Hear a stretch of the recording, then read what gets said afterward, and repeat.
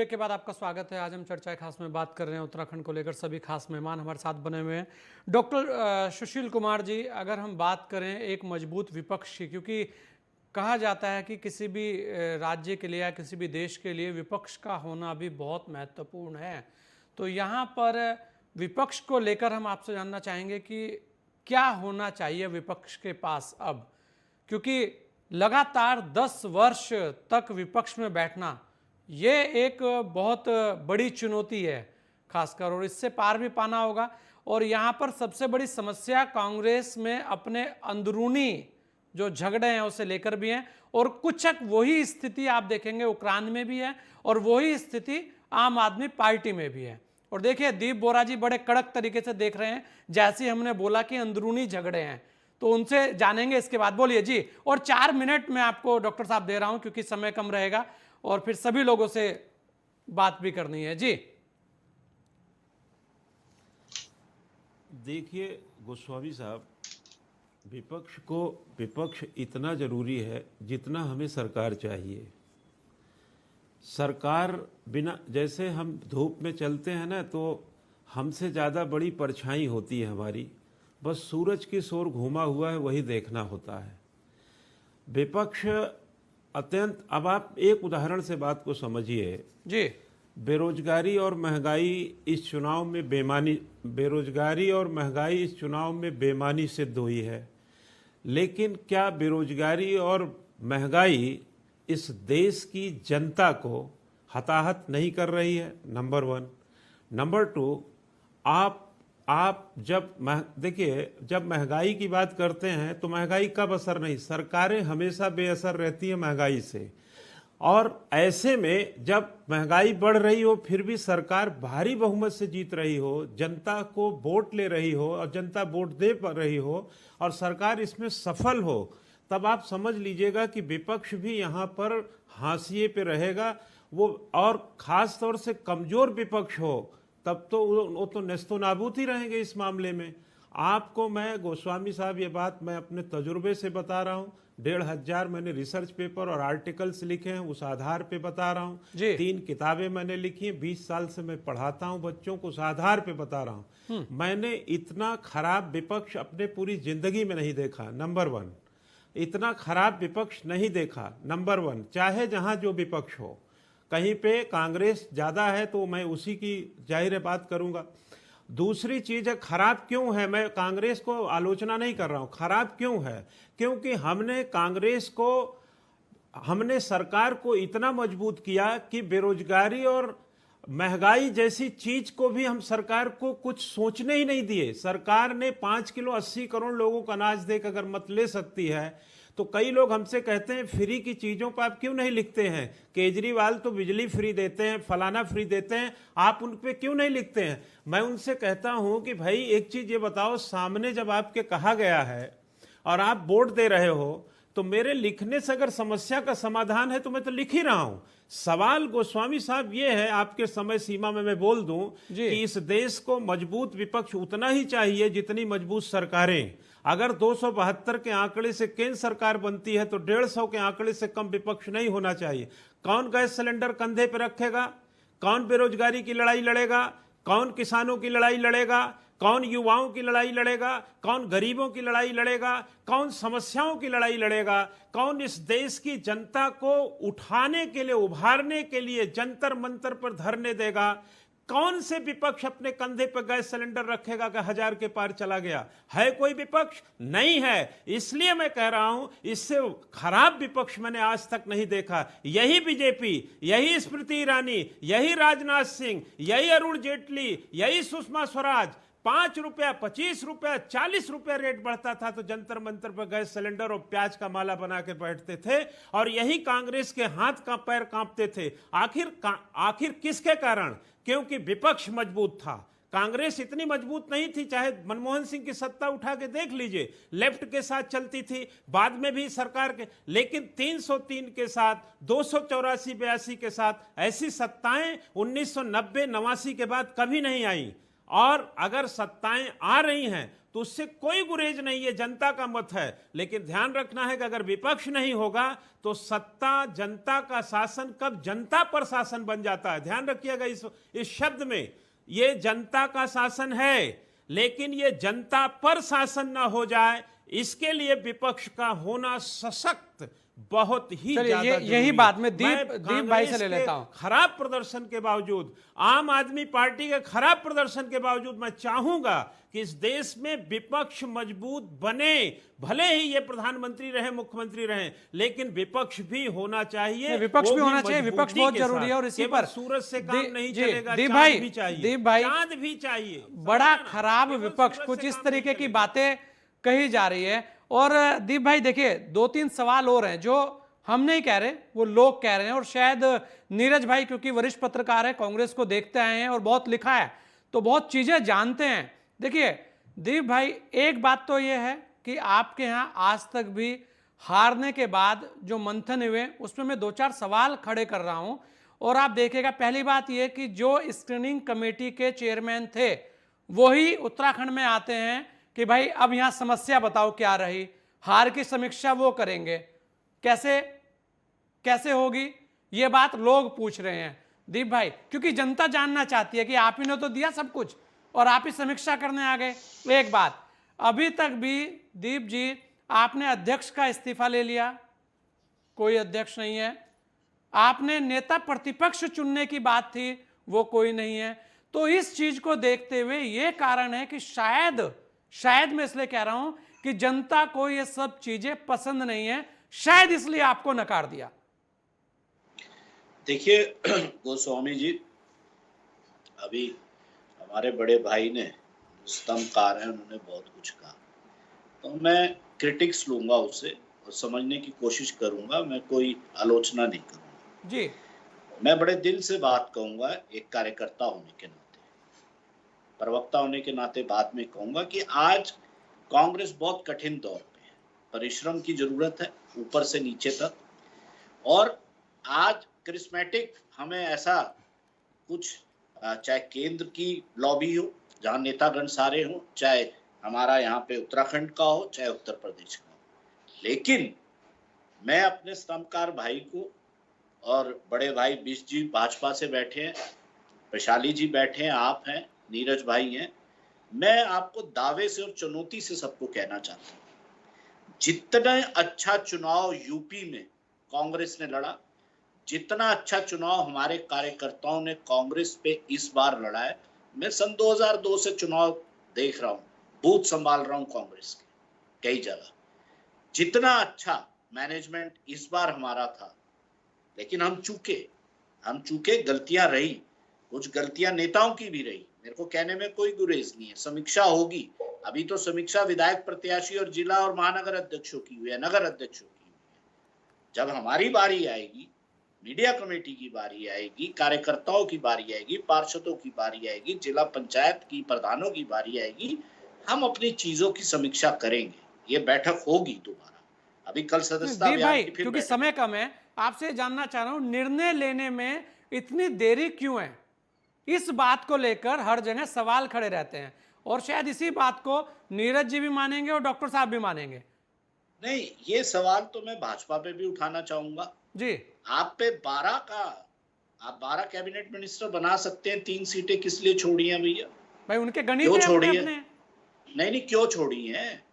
क्या विधायक जीत के नहीं आए? अभी बड़ी बड़ी बातें बिष्ट जी ने करी जी। अरे मुख्यमंत्री मंत्रियों से बात नहीं करते थे, मंत्री मुख्यमंत्री से बात नहीं करते थे, बलात्कारी विधायक थे। मैं आपको कह रहा हूं, अभी नीरज जी ने कहा ये तो मोदी जी बचा के ले गए इनको, लेकिन बार बार नहीं बचेंगे। कब तक बचेंगे?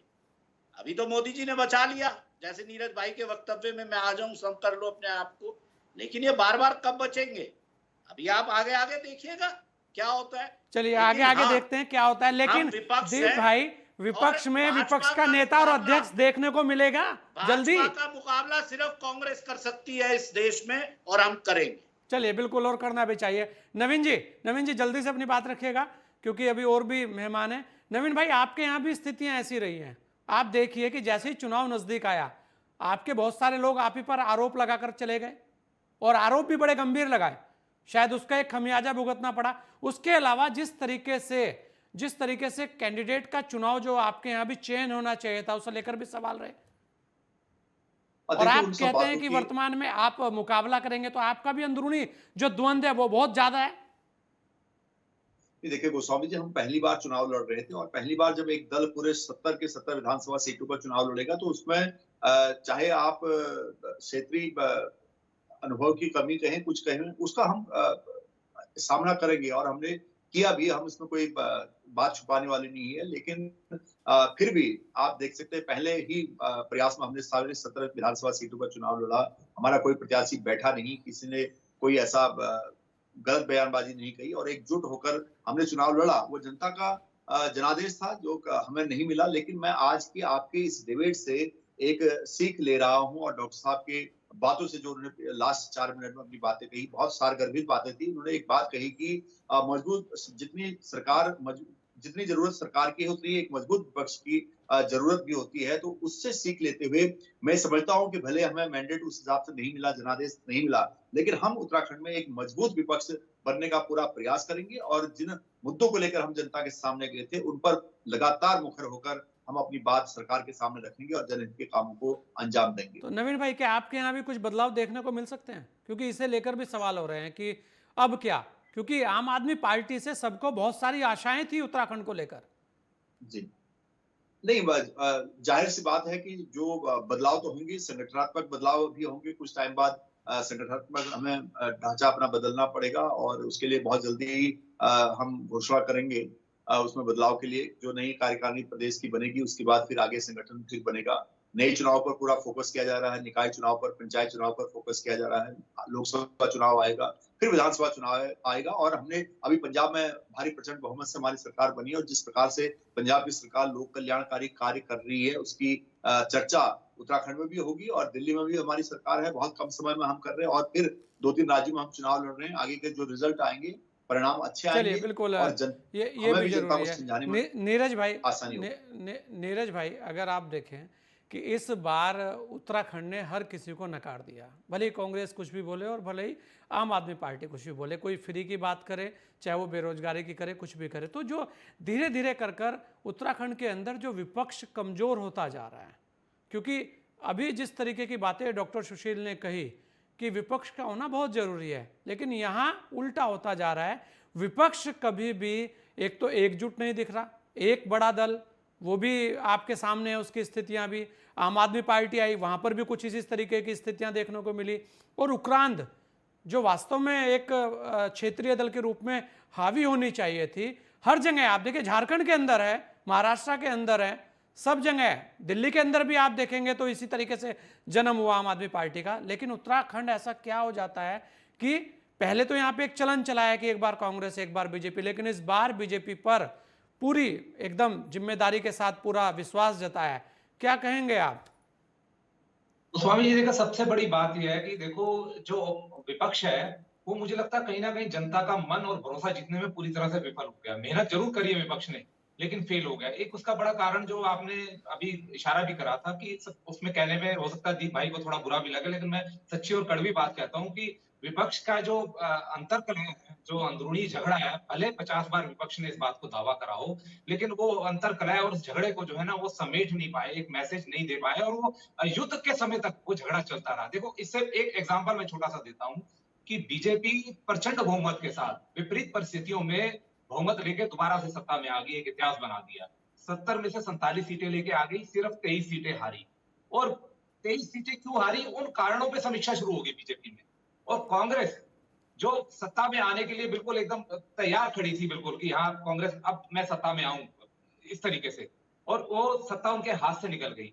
वो इस बात पर मंथन नहीं कर रही कि सत्ता हमारे हाथ से कैसे निकल गई। लीडर ऑपोजिशन का सिलेक्शन में उलझी हुई है और प्रदेश का जो मुखिया उसमें उलझी पड़ी है। वहां पर वो 23 सीटों की समीक्षा कर रहे हैं कि ये 23 क्यों चली गई। यहाँ ये अब एक विधानसभा का सत्र निकल गया, लेकिन लीडर ऑपोजिशन डिसाइड नहीं कर पाए, हम संगठन का मुखिया नहीं डिसाइड कर पाए। मेरा कहने का मतलब है और नीरज भाई देखिए, समीक्षा करने भी नीरज भाई कौन आए हैं, जो खुद स्क्रीनिंग कमेटी के चेयरमैन थे, ये भी सवाल चल रहा है। हाँ, बिल्कुल। मेरा कहने का मतलब ये है, जो सुशील कुमार जी ने बात कही, मैंने भी अपने जीवन में 30-32 साल के पत्रकारिता में इतनी एंटी इनकम्बेंसी हो, बेरोजगारी को लेकर, महंगाई को लेकर और तमाम चीजों को लेकर, मतलब वातावरण बिल्कुल निराशा का हो, हताशा का वातावरण हो, सारी चीजें सत्ता पक्ष के खिलाफ हों और उसके बाद जो है विपक्ष जो है नतमस्तक हो जाए, तो मैं समझता हूँ ये कहीं न कहीं विपक्ष में उनको आत्ममंथन करना पड़ेगा कहीं न कहीं, कि कमजोरी है हमारे हाथ में, आपके हाथ में आई हुई चीज अगर आपसे हाथ से निकल रही है, तो इसका मतलब लोग आप पे विश्वास नहीं कर रहे, आप पे भरोसा नहीं जता रहे, तो आपके अंदर कमी है। और जहां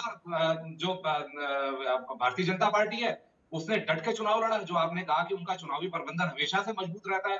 चाहे वो एक निकाय चुनाव की बात हो, चाहे पंचायत चुनाव की बात हो, चाहे असेंबली की बात हो, चाहे लोकसभा की बात हो, चुनाव बड़ी ताकत के साथ लड़ते हैं। और उन्होंने कहीं ना कहीं मुझे लगता है कि 8-10 महीने पहले इस बात को भांप लिया था कि प्रदेश में माहौल जो है हमारे बहुत खिलाफ है, हमारे बहुत विरुद्ध है, और एक अच्छी सोची समझी रणनीति के साथ वो आगे बढ़े। और देखो वो हारी भी बाजी, मैं कहता हूँ हारी भी बाजी अपने पक्ष में करके चले गए। और धामी जी की बात है, धामी जी ने कप्तान के रूप में तो बेहतरीन बेहतरीन पारी खेली, लेकिन इंडिविजुअल परफॉर्मेंस उनकी खराब रही। लेकिन कहीं ना कहीं मोदी जी का मैजिक या अपना योगी जी का मैजिक, ये दोनों मैजिक चले, और जो जन कल्याणकारी योजनाएं थी केंद्र की, उसको बीजेपी ने अच्छे ढंग से बुनाया, इतने अच्छे ये ढंग से बहुत बनाया बड़ी जो बात है। है, ये नीरज भाई, यही ये बात है। वीरेंद्र भाई क्योंकि समय कम है, 4 मिनट आपको मैं दे रहा हूं अपनी बात रखने के लिए। वीरेंद्र भाई, 2-3 चीजें हैं। एक तो केंद्र के ऊपर बहुत ज्यादा निर्भर रहता है उत्तराखंड, इससे कैसे निकला जाएगा, ये एक बड़ी बात है कि योजनाएं जो भी आएंगी केंद्र की आएंगी, अपनी योजनाओं के बल पर कैसे हम उत्तराखंड को अच्छा कर सकते हैं। और एक बात जो दीप ने सवाल किया है, वास्तव में यह भी चर्चा चल रही है कि भाई आपने, क्योंकि अब विपक्ष है, विपक्ष तो कहेगा कि आपने 8 मंत्री क्यों बनाए, आपने 11 क्यों नहीं बनाए। क्षेत्रीय संतुलन की बात अब विपक्ष कर रहा है। जी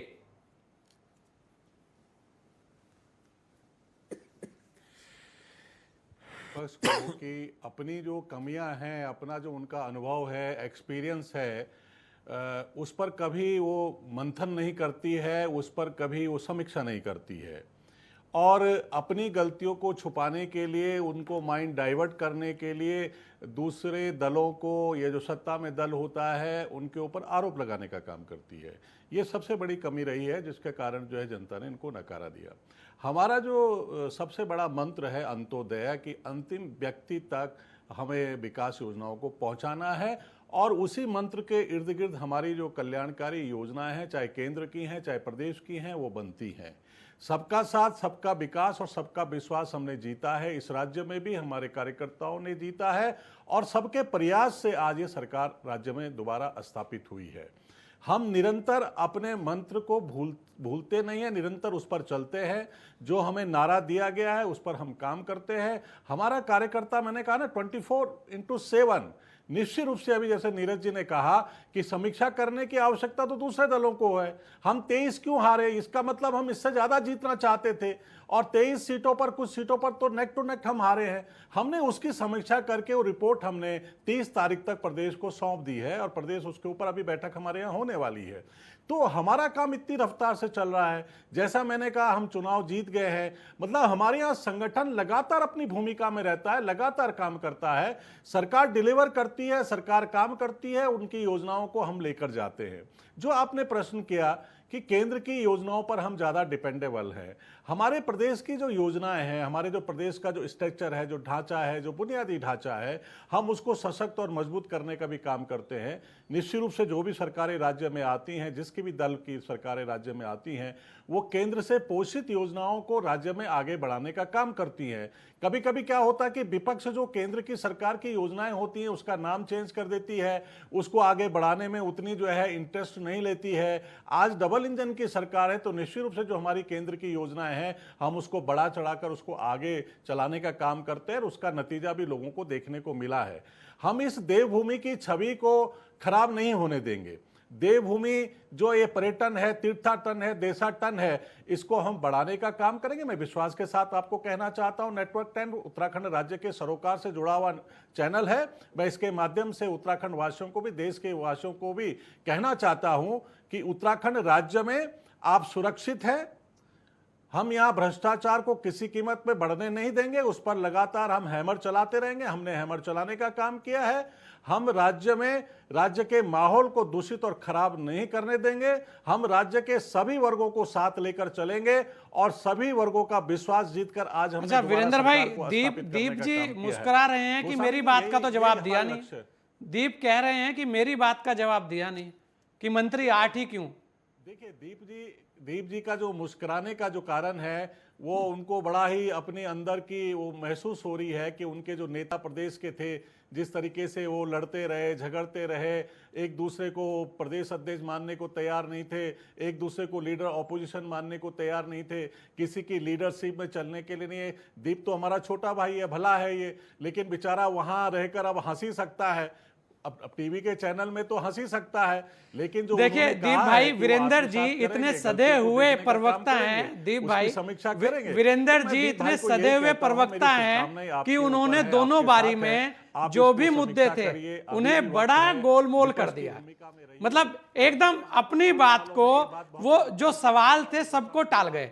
ये वीरेंद्र जी की खासियत है। और शायद इसीलिए वीरेंद्र जी, देखिए मैं आपके लिए, वीरेंद्र जी मैं आपको एक चीज कह रहा हूं, शपथ ग्रहण करने में, मंत्रिमंडल का गठन करने में जी। इसी तरीके से जब हरीश रावत जी बने, महीने लग गए उनको जो है मंत्रिमंडल गठन करने में। अरे हरीश नहीं रावत बिल्कुल जी है, तो बहुत बात ये है। चीज चिंता है। कर रहे हैं। लेकिन इन एक बात लोगों तो को तय बनाना है, है, जब और भी नीरज भाई अभी आप आगे आने देखेंगे वाला समय कि है, बहुत सारी पार्टी बातें नेतृत्व थी, फैसला लेकिन करेगी, बन जाएंगे। वीरेंद्र बिष्ट क्या जी पता ने हम, बिल्कुल एकदम जैसे किसी का इंतजार सदे कर हुए, रहे हो, वास्तव में एकदम ऐसे प्रवक्ता जिन्होंने बड़े प्यार हमारा से विषय है। सारी चीजें समेट दी सबको। लेकिन ये अच्छा भी है। चलिए, आप सभी लोगों ने अपना समय हमें दिया, इसके लिए आप सभी लोगों का बहुत बहुत धन्यवाद। राज्य अब लोकतंत्र के हिसाब से एक परिपक्व राज्य के तौर पर है। अब धीरे धीरे इसे नया नवेला राज्य कहने की आदत छूटनी चाहिए। राज्य में सरकार बनी है और उसकी ओर से जनता को बहुत आस है, आज की नजर से देख रही है। जनता की अपेक्षाओं को पूरा करने के लिए हर स्तर पर काम होना चाहिए। उत्तराखंड में विकास की बहुत संभावनाएं हैं और इसका भविष्य देश को देखा जाए तो देश की उन्नति में सहायक होगा। इसे एक आदर्श राज्य के रूप में कहीं ना कहीं सरकार को प्रस्तुत करना होगा। इस चर्चा खास में इतना ही। दीजिए मुझे इजाजत। जय हिंद।